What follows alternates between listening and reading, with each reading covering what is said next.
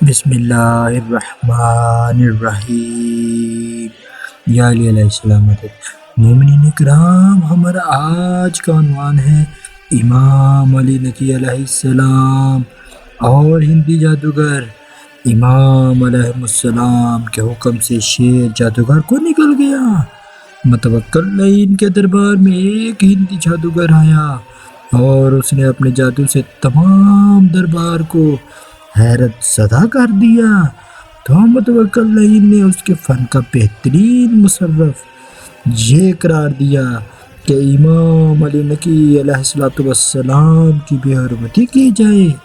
چنانچہ اس نے امام علیہ السلام کو طلب کر لیا اور جادوگر کو اس کی خواہش کے مطابق امام علیہ السلام کے پہلو میں بٹھا دیا۔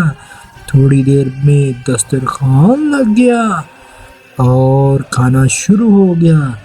جیسے ہی امام علیہ السلام نے روٹی کو ہاتھ لگانا چاہا تو اس نے جادو سے روٹی کو اڑا دیا۔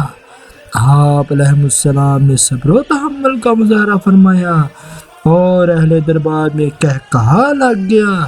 دوبارہ پھر ایسا ہی واقعہ ہوا، یہاں تک کہ 3 مرتبہ موقع دینے کے بعد آپ علیہ السلام نے شیر قالین کو اشارہ کیا اور اس نے مجسم ہو کر جادوگر کو ہڑپ لیا۔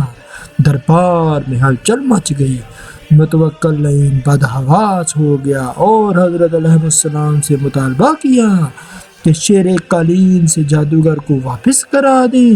آپ علیہ السلام نے فرمایا کہ موسیٰ علیہ السلام کے عصا نے جادوگروں کو واپس کیا تھا کیا؟ اور یہ کہہ کر دربار سے باہر تشریف لے گئے۔